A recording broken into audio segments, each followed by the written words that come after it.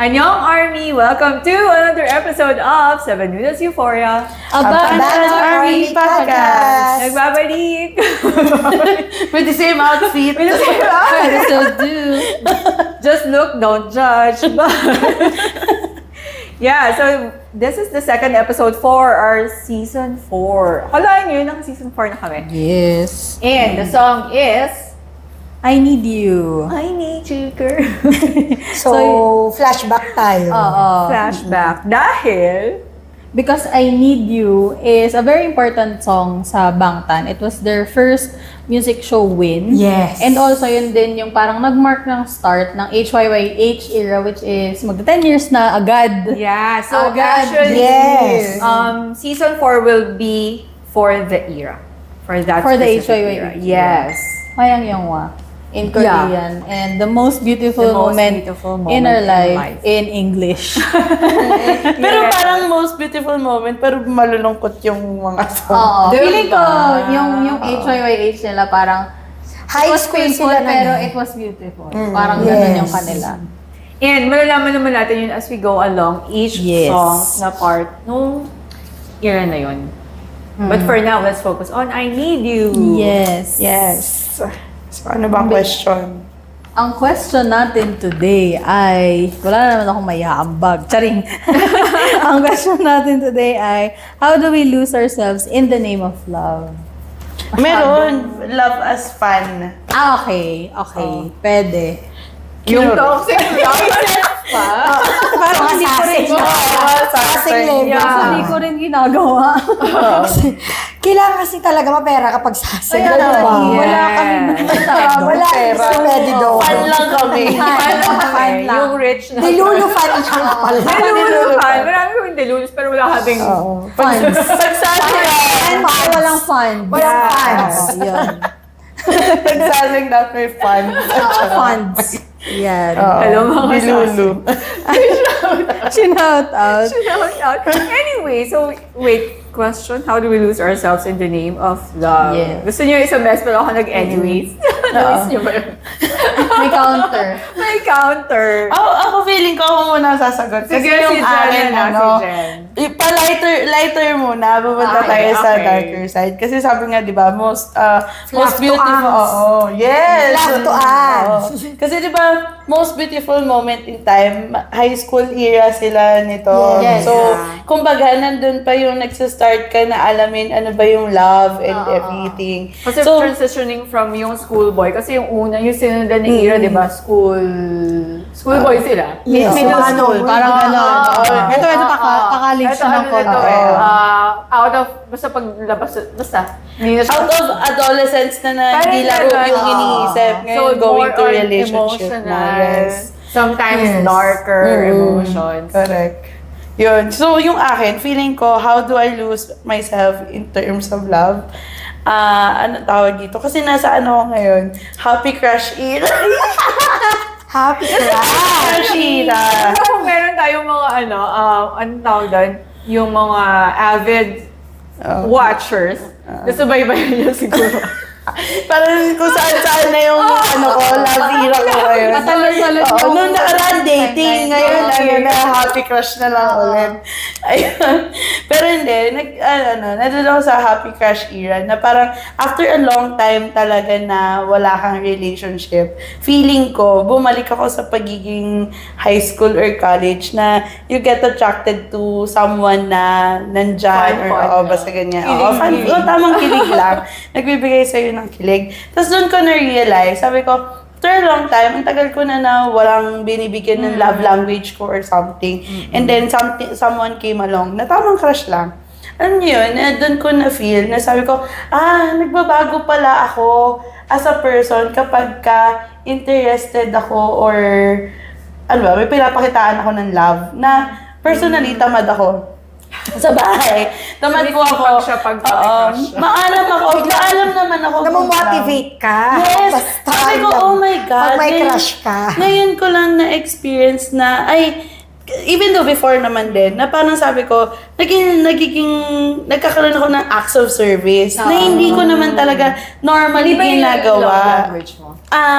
parang second pa siya or third. Pero parang, tama, second ko siya na love language. Pero talagang naano ko na, okay, so ganito pala yung feeling na, okay, dahil mahal ko yung tao, gagawin ko talaga lahat. Kahit na hindi naman yun yung normal ko na na ginagawa. You'll go out, di ba? You'll go out of your way. Ganon. Kaya sabi ko, okay pa siya kasi good thing. Happy crush pa lang naman siya. Pero sometimes, kapag talagang lumalalim na yung love mo, yun na, doon pumapasok yung asan ka na or whatever, naging comfortable ka na okay, nasa relationship na kayo. Lagi mo nang hinahanap, lagi mo na possibly, natuturn siya into toxic relationship na ikaw, nag-expect ka na ng more sa kanya. Kasi nung una, wala naman na-expect. Parang gusto mo lang siya gawin kasi napapasaya ka. Parang yung sinabi ni AC kanina, sa previous episode, yung expectations, diba? Doon nagiging Actually, ayun yung sagot ko. Itutuloy ni AC So, yun. So, akin naman, yung sasagot ko sa tanong na how do we lose ourselves in the name of love, sa akin, mostly expectations. And also because hindi nyo na-communicate sa isa't isa kung ano man yung feelings or kung ano yung nangyayari sa inyo. So, parang, if ever, kasi hindi ko pa siya na-feel. So, if ever I were to feel that, parang sa akin kasi, kailangan ko siyang sabihin. And also, kung nag-e-expect ako ng something sa isang tao, hindi ko siya pwedeng i-expect kung hindi naman niya alam na ine-expect ko yun. Yes, Correct, na yun. exactly. Yes. Diba? Kasi Totoo. parang, paano niya malalaman gusto ko ng mangga? Kung hindi ko naman sinabing gusto ko ng mangga. Tama Kaya nagbigay ng bayabang. Bigay. Correct. Hindi mo masisisi yung tao. Kung iinit yung ulo mo, it's your fault, hindi niya fault. Sa tingin ko lang, yun yung reason kung bakit nagiging toxic yung relationship. Lack of communication and also too much or too less na expectation sa tao. Kasi also, expectations should be communicated. Even yung love language ninyo. Kasi someone might have yung parang words of affirmation as his or her love language. Pero ikaw, hindi ka naman masalitang tao. So, hindi mag-work. Hindi siya mag-work. Nag-work yun. Hindi siya mag-work kung hindi mag-e-effort ka. I mean, kung hindi kayo... Kung ikaw naman, di mo naman sinabi, ay, gusto ko ng words of affirmation. Eh, yung isa, huy, galing ako kanina, nanalo ko ng ganito. Good. Di ba? Iinit yung ulo mo, ganun siya mag-react. Parang hindi siya masalitang tao. Yung ganun talaga siya. So, feeling ko, iyon yung reason ng pagiging toxic. Lack of communication and too much or too less na expectation. Yeah, and to connect doon, sa akin naman, feeling ko, halimbawa, ako yung type ng person na super loved sa family. So I get too much love from the people closest to me. And then, when halimbawa, meron akong bagong dinidate, ganyan, yung i-expect ko, ganun din. Madalas kasi nating ine-expect from a partner, a romantic partner, kung ano yung nakukuha natin regularly, diba? Yes. So kapag ganun na, tapos hindi niya naibigay. So, pag in-expect mo ng ganun, dun ka na parang, tama ba to? Parang, is he giving enough? Pero, dun sa, ano ba yung background ni Guy? Right? Parang kung hindi naman siya, kung yung family niya hindi kasing okay ng family mo. Diba? Marami kasing factor yun. I think it really, factor yun. Yung background, yung family background. Based on experience. Kaya ganun, parang feeling ko, sa kanya, enough lang yung nabibigay niya. But, yung expectations mo masyadong mataas. So, parang may tendency talaga na, ganyan na. But then, yung, in terms of losing yourself, parang kapag halimbawa, feeling mo naman, gusto mo kasing pangalagaan yung relationship. Gusto mong i-keep yung guy. So, para ma-keep mo siya, isa-satisfy mo kung ano yung mga gusto niya. Like, ima-match mo talaga kung ano yung, ito ba yung, dapat ako yung maging ideal girl niya forever. So, paano kung hindi naman ikaw yun? Like, yung personality mo hindi ganun. But you always adjust dahil yun yung gusto niya. And thinking na yun yung makakapag-strengthen, makakapag-keep ng relationship. So, for me naman, parang lahat tayo naman pag pumasok ka sa relationship, lalo na yung time na, kung kasing edad natin yung bangtan, that time, Pag immature relationship talaga, nagsisimula siya sa infatuation, yung patay na patay ka, yung the term na patay, Yeah. bakit hindi ba kayo naka-experience na nag-walk out ka, tapos babalik ka? Oo, sige, sasay ka lang, ano? Mga natin. Marami akong inarte. Diba? Yun siguro. Hindi. Hello, Casey. Kung si Ate Kitel tumingin ako. Medyo hindi na ka rin. Hindi, gusto ko yung Marami akong inarte mo. So, hindi kapatid na sa mga infatuation, madami ka talagang nagagawa na, sabi ko nga, you go out of your way. Pero in mature relationship, bakit ka nga ba naglulus sa sa relasyon nyo kapag hindi mo na nakikilala yung sarili mo? When you pattern everything according to what he wants, according to what he expects of you, na parang yung sinasabi mo, hindi naman pala ikaw yun. Pero ginagawa mo kasi ayaw mo na, iwan ka niya. So, yun yun. Totoo yun. Kasi kagaya nun nga yung sa crush mo pa, happy crush mo, na kahit sa akin na, tamad ako, pero nagiging masipag ako in a way. In a way, Use mo na yung one word. I mean, hindi siya masama. hindi siya masama. Nagiging for the better. Yes. Pero at certain Hindi pa siya point, toxic. siguro dun sa past ko na relationship, na to the point na alam niyo na kung gaano ako ka-loud or gaano ako kagaslaw, di ba? Tapos dumating yung period na, ay, kailangan ko maging prim and proper kasi para lang to sa... Isipin mo, di ba? Ikaw, prim and proper. Ay, demure. Oo, very demure and all. Kasi, meron ka kailangan patunayan sa kung ano man, ganyan. Na parang after nung relationship na yun, nung natapos siya, doon ko nasabi, hindi ako to eh. So, dapat, bumalik ako sa kung ano ako. Pero, having the thought and the improvement na, ito pala yung dating akong immature. Pero, dahil nagkaroon din naman ako ng change, nalaman ko na, okay.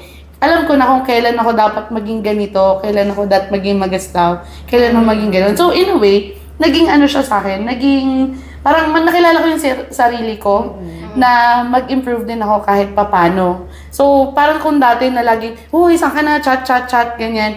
Over time, dun yung nalaman na, may kanya siyang time, kailangan ko rin pala ng time. So, okay, pareho kaming may me time, parang gano'n. Na hindi all the time na kailangan lagi tayo magkausap or whatever, Actually, ganyan. may nga siya. Feeling ko yung mga breakups and all, yung mga pinagdaanan natin ng mga toxic love, pagdaanan nyo lang yan. Oo, kailangan pagdaanan. Napagdaanan niya na lahat. Kailangan yung pagdaanan talaga yan para malaman nyo kung ano ba yung type of love na deserve nyo. And yung type Kailangan of pagdaanan siya, wag na. Okay na ako sa ganun. Kaya yung ibigay. Pero, well, not really all toxic. Yung, I mean, the breakups and all, the good and the bad of love, you have to understand it. Kasi it's not And love really comes all with that. flowers. Hindi siya, parang kapag mahal mo yung tao, you expect him or her to do something na hindi mo gusto. Kasi kung hindi mo in-expect yun while entering the relationship, hindi mo nakikita yung relationship in the long run. Yeah. Yun eh. Kasi when you go into a relationship, you expect that. Kasama yun eh. Pero hindi naman siya... Pero hindi lagi. Diyos ko naman. Huwag naman. Hindi naman lahat ng hindi lahat ng romantic... Hindi lahat ng romantic relationship. Nililay out lahat ng expectations from the very beginning. Diba? Ano yan eh, na-figure out nyo yan. As you know each other. As you learn. About each other. Yes, as you discover ano ba yung mga gusto niya, yung mga hindi niya gusto, ganyan. Pero may mga bagay na mahirap i-compromise, may mga bagay na madaling i-compromise. Yes. But, kaya siya nagiging toxic kapag ka talaga, pero feeling ko kaya nagiging toxic ang relationship kasi hinayaan mo na mawala yung sarili mo. Oo, yun. Yung boundaries Yung boundaries. Oo. Kasi feeling ko yun yung nauuna eh. Mawawala mo na ang sarili mo, kaya nagiging toxic yung relationship. Hindi mo na-realize na kaya ka rin nasasaktan, kaya niya rin nagagawa yung mga bagay na hindi Kasi mo you gusto let gawin. him. Kasi, you opened the door for all of these bad things to happen. Na parang hinahayaan mo siya na, okay, sige, gawin mo yan. Okay, sige, susunod ako sa'yo. But then, yun, hindi mo na-realize. Hindi ka nagkaroon ng stand na ayoko nito eh. Your negotiables and non-negotiables. You get blindsided by love. By the idea of loving that person and being loved in return. Pero, sa sarili mo, ano ba talaga yung for you yung tamang way para mahalin ka? And mahalin yung other person. So, ayun. Tingin ko doon yung nagiging toxic. True naman. Correct. Cultivate. Bilang may asawa. Bilang may asawa. Oo. So, complicated talaga ang love eh. Hindi ka lagi makakahanap ng katugma sa love mo. Agad. Diba? So, pero tama yun eh. Dapat nag-uusap talaga kayo eh, dalawa. About everything. Pero tingin ko din talaga, sa una pa lang, parang ngayon na ang dami ko nakita na relationships and all, better na ngayon agad pag-usapan na ano ang love languages. At least love languages. Yes, at least love languages. Para at least makita mo na kagad, compatible na ba tayo agad sa kaya kong ibigay at hinihingi mo. Hindi and dahil vice versa. hiningi niya lang, dahil hindi niya na-meet yung love language mo, hindi na yon. Parang kailangan, masabi niya agad, para ikaw sa sarili mo, kaya ko bang gawin? Kaya ko bang mag-adjust for the person? Hindi ka mag-adjust dahil gusto mong mawala ka sa sarili mo. It's just that relationship is two-way. So kung gusto mo talaga yung tao, you're willing to adjust. Yes, and kung good person naman eh. And in a good way naman yung adjustments, di ba? So, and with good reasons. Yes, And reasons. So, yun. Pwede mo namang aralin yung ibang love language. Yes. Minsan nga, hindi mo alam na, yun Kaya ba? ko pala to. Love language ko, kunwari, me act of service, yung love language ko, number 1. Tapos, halimbawa, this guy, iba. Ano ba? Ano bang love language? Gift giving. Gift giving. Affirmation. Affirmation, di ba? So, parang, marirealize mo rin na, yun pala naman yung love language na na-appreciate ko. So, alam niyo yun, parang hindi naman kailangan parehas kasi kayo eh. Oo. Diba? Tunay, Hindi yun. Parang hindi Oo, maganda. kami ng hobby ko, magkaiba talaga kami. Kasi ako talaga word of affirmation ako eh. Ako kasi madaldal ako. Ako ipagmamalaki kita sa FB. Ako nagpo-post ako ng ano-ano.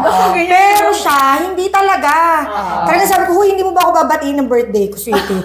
Nagsasend pa ako ng picture ha. Kasi minsan talaga kung anong picture naman ang nilalagay nun. Siyempre dapat naman maganda ako pag-birthday ko.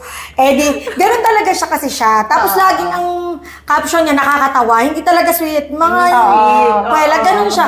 Pero siya kasi act of service naman siya. So doon naman ako, spoiled naman ako sa kanya. Pero ano siya, nagkatugma kami sa time and touch. Kasi clingy talaga kami.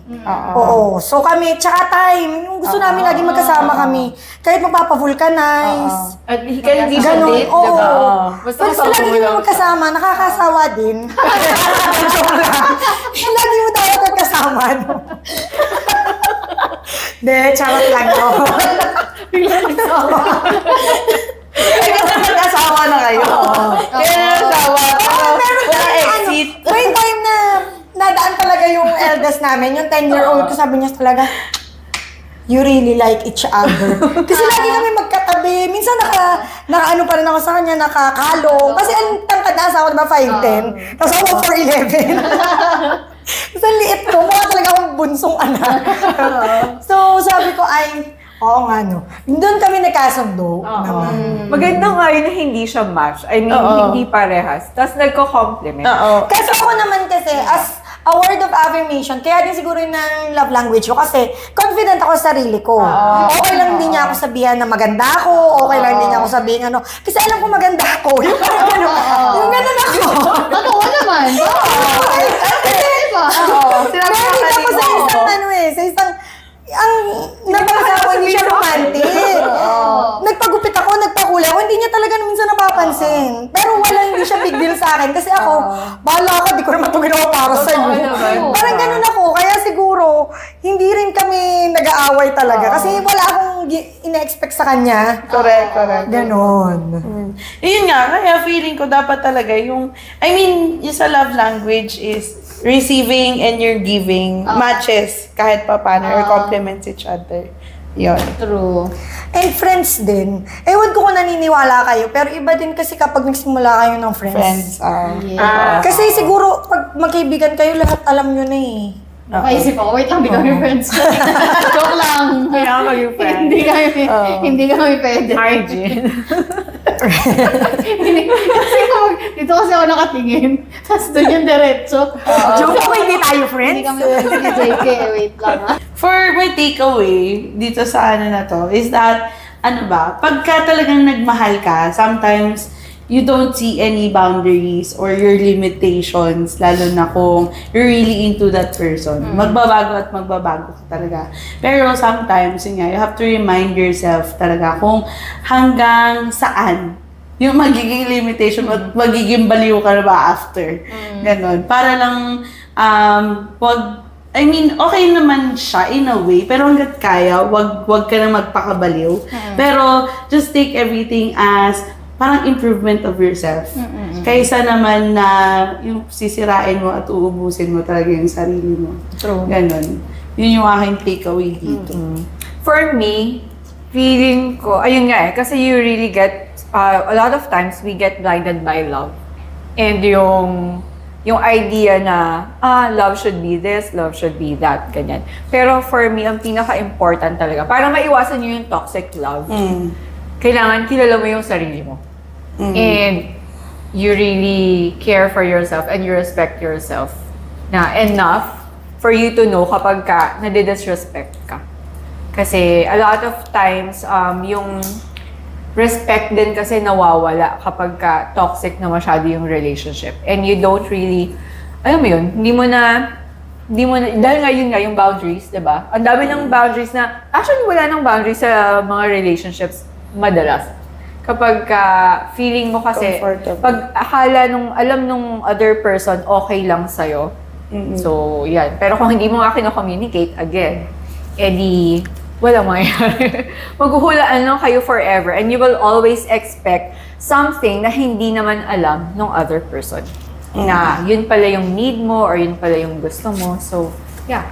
And yun na. Kailangan kilala mo ang sarili mo at mahal mo ang sarili mo before you get into a relationship. Yun muna, diba? Kasi kung wala yun, you really can't love the right way. Correct. Next. So, not only knowing yourself, pero know your partner as well. Ano yung gusto nyo sa isa't isa? Ano ba expectation nyo? Tayo ba'y naglalaro lang dito sa relationship natin? O ano ba? Kasi meron tao na gusto kong makipag-relationship dahil for experience. Meron namang, eto kaya ako nagre-relationship kasi eto na yung gusto ko. Siya na yung gusto ko. May ganun, diba? Narinig ko to sa Showtime. Kasi may segment sila na, yun nga, yung naghahanap ng date. Parang date to marry. Ayun, date to marry. Yun yung naisip ko. Diba? Meron nakipag-date to marry talaga. Meron naman date to experience lang kasi gusto lang maka-experience. So, kailangan very clear kayo doon. Ano ba talagang gusto mo? Meron din naman na gusto iba talaga sa relationship. Pleasures of the mind, ganun. So, dapat You're thinking long-term ba? Pag-isapan nyo yung dalawa. Kasi hindi kayo isusustain ng kilig. Hindi kayo isusustain ng love lang. Very true. Diba? So, nakakakilig lang yan sa una. Pero at the time na nagiging serious kayo, So, dapat you find someone na kahit wala yung kilig, you still know that you love that person. Hindi nga kilig daw Dapat daw hanapin mo daw yung... Di ba sabi, hindi lagi kilig yung hinahanap. Hanapin mo yung kalmado lang na pagmamahal. Diba? Gentle love. Ganon. Yung Gis version. Gentle. Ay, nasa gitna. Gentle love. Gentle love daw. Gentle. Yung hindi daw nagbibigay ng butterfly sa'yo, pero yung Pero, Ate Gitel, parang hindi na happy crush yung akin. Gentle lang, diba? Naging gentle lang. Parang masama yun. Ang galing, ang bilis. Biglang Ang bilis na reaction. Basta may toxic na ako kasi hindi ko makuha yung gusto ko. Abangan natin lahat lahat next episode. Abangan natin. Kung ano episode ng status status. ng love ni Jen. Yes. Kada season nagbabago Kada talaga. season nagbabago. Actually, kada episode. Tama. Oo nga, no? Ang init? O ikaw, ano takeaway mo? Easy. Ang takeaway ko naman, para hindi, so parang for you not to lose yourself, you also need to learn how to speak for yourself. Yun. Kasi, merong mga tao na alam nilang hindi nila gusto yung nangyayari, pero ayaw nilang magsalita kasi masasaktan yung other party. Or, dahil comfortable na sila na ganito.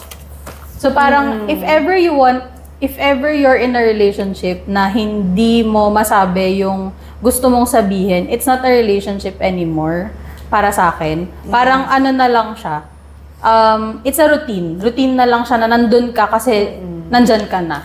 Pero hindi communicated lahat. Totoo din nga yun. Kasi kapag ka masyado kang naging comfortable, halimbawa, nagtagal yung relationship, tapos super comfortable nyo, nagbabago din tayo.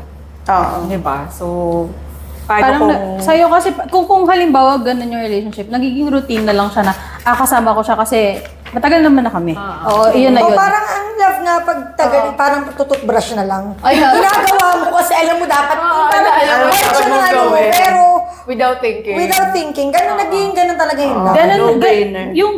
Yung ganong type of love na easy lang yung flow, hindi siya toxic. Pero kung yung flow niya ay tinatanggap mo na lang, yung accepting na lang yung pag ginagawa The mo. bare minimum. Oo. Parang nagsettle ka na lang dun sa ganong nangyayari kasi for the sake of being in that relationship, hindi na siya tama. Parang dun talaga, you will lose yourself. True. Ayun, yun yung kala mo naman talaga. Meron. Very Actually, alam mo, na-excite ako kung kailangan magkaka-jowa, sis. Dahil ang dami niya Ang dami mong insight dyan. Sana ba sinasabi mo ay... Tingnan natin. Pero malay naman natin, isa ka dun sa at least 1% na makahanap ng Romantic love. Nasa nakuha niya yun. Nandun siya sa part ng 1%. Yes. Okay, attention, Jen. And with that, guys, natapos na naman ang ating discussion. So, we invite you to listen. And also, syempre, napanood nyo na to. Ba't tayo mag-listen, di ba? And share your stories na lang in a comment box or comment section. Or kaya naman share stories about kung saan yung gustong platform i-share. Kung masasagutin nyo lang yung tanong na to. Have you ever lost yourself in love? If yes, how did you get yourself back? Nawala. Paano mo hinanap ang sarili mo? Nahanap ko ba? Next week, we'll shift gears completely with one of the most iconic hype songs ever na nakapagpa-convert kay Casey. Tama ba? As a JK stan. Biglang Anyway, so that will be dope. But we're asking, is being obsessed with success really worth it? So that's our question for the next episode. Yes, so para maging updated pa rin kayo sa mga pinagagagawa namin sa buhay, follow us in all social media platforms at 7 Unos Euphoria. We rebranded into 7E or 7NE. And same pa rin naman at 7 Unos Euphoria. You can join our events and also some of our giveaways. So follow us there for more updates. Yes, and we're trying to produce more content because we opened up actually. Kaya kami nag-rebrand. We opened up we're more fandoms. Yes, to 2 more fandoms. So we're not only open to armies, we're already open to carrots and engines. So watch out for our newest podcast. Yes, and all of our behind the scenes and fan cams na rin. Yeah. Ano Thank sa you.